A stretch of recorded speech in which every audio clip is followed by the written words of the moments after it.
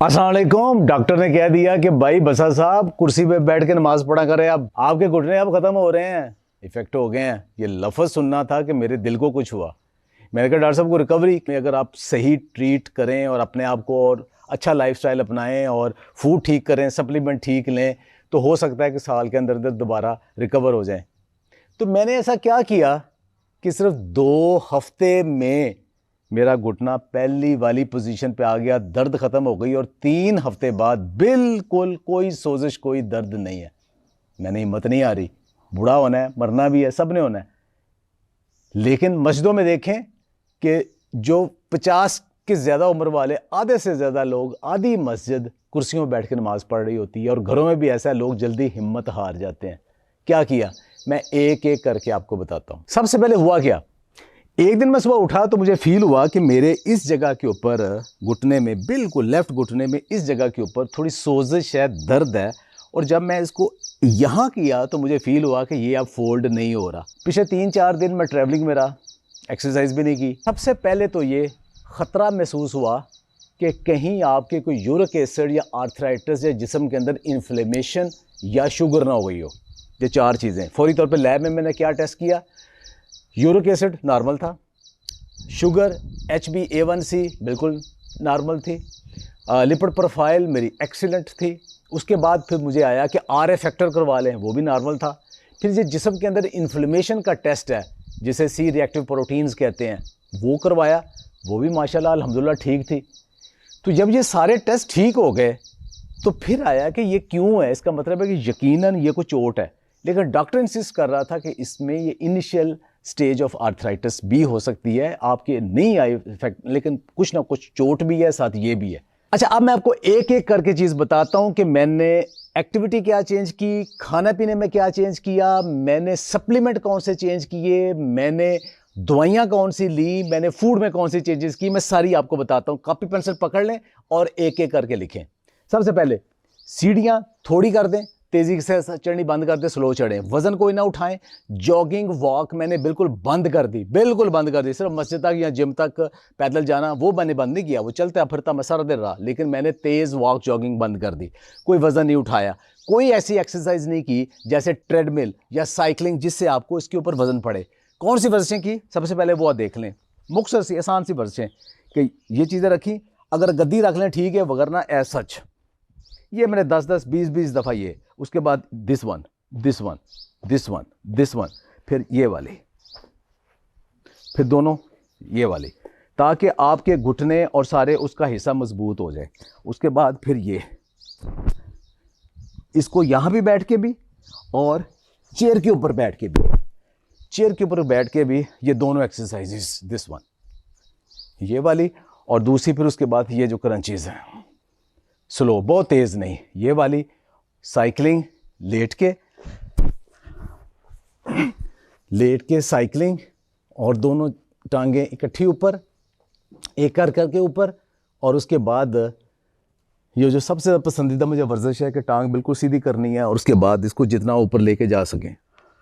इस घुटने में ये हो रहा था, ये इससे आगे नहीं जा रहा था, ये देखें ना, ये यहाँ तक जा रहा था और ये घुटना यहाँ तक रुक गया था। मैंने यहीं रखा इसको, ये सीधा किया और इसके बाद जितनी देर तक सीधा रख सका। और उसके बाद ठीक है, अभी वो फ्लेक्सिबिलिटी है, मैं यहाँ तक ले जाता हूँ। तो ये मैंने करनी शुरू की।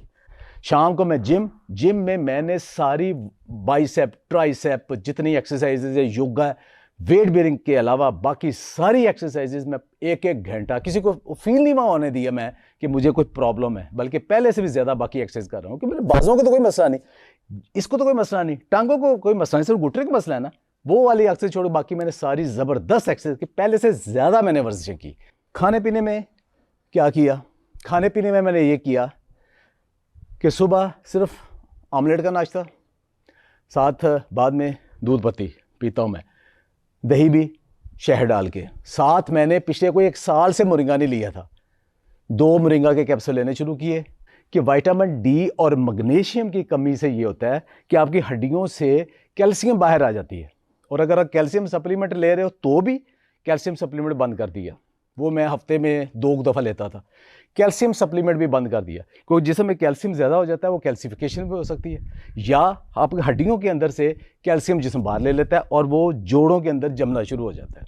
तो कैल्शियम बंद कर दिया, सब्जियां ले रहा था उसमें कैल्शियम मिल जाता है।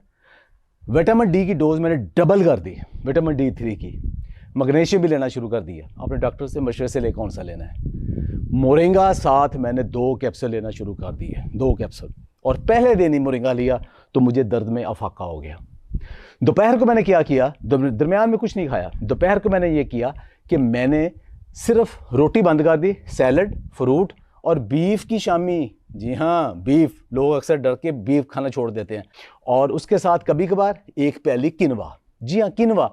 नाजिया वसीम डाइटिशियन मुझे बार बार कहती है कि मेरे जितने पेशेंट जो कहते हैं घुटनों में दर्द होती है, घुटनों में आवाज़ें आती है, सिर्फ और सिर्फ 1 प्याली उबला हुआ किनवा दिन में 1 टाइम खा लें, 3 से 4 दिन में उनकी आवाज़ें कम होना शुरू हो जाती है, हफ्ते में दर्द ख़त्म हो जाती। तो मैंने किनवा भी मैं कभी रेगुलर नहीं खाया, दुनिया को बताता हूँ, खुद मैंने कभी रेगुलर नहीं खाया, तो उसका रेगुलर मैंने किनवा खाना शुरू कर दिया। ये चेंजेस आ रही है। उसके बाद रात को फिर मल्टीग्रेन की पूरी रोटी, जो सालन बना उसके साथ खा के, उसके बाद ग्रीन टी, उसके साथ मैं 3 से 4 खजूरें, मीठा बहुत पसंद है, मैं सारा दिन ही खाया, अब 3 से 4 बड़े साइज़ की खजूरें खाई। खजूर एंटी इन्फ्लेमेटरी है, मोरिंगा एंटी इन्फ्लेमेटरी है, किनवा एंटी इन्फ्लेमेटरी है, अंडा एंटी इन्फ्लेमेटरी है, गोश्त एंटी इन्फ्लेमेटरी है, जो मल्टीग्रेन आटे के अंदर जो चीज़ें हैं वो ज़्यादातर एंटी इन्फ्लेमेटरी है। तो सारी मेरी फूड ही एंटी इन्फ्लेमेटरी होगी। विटामिन D एंटी इन्फ्लेमेटरी है, तो सारी चीज़ें एंटी इन्फ्लेमेटरी हो गई। इसके साथ मैंने ये शुरू कर दिया मछली के तेल के कैप्सूल, जिसे आप कहते हैं कॉड लिवर ऑयल, वो भी एंटी इन्फ्लेमेटरी है। ये मेरी सारी फूड, ठीक है।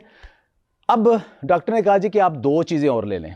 अब ये खुद से ना लें, आप फ़ौरन इसको ये ना बाजार जाए ले लें, डॉक्टर के मशवरे से लें। सबसे पहले एक साल्ट आता है डाइसेरीन।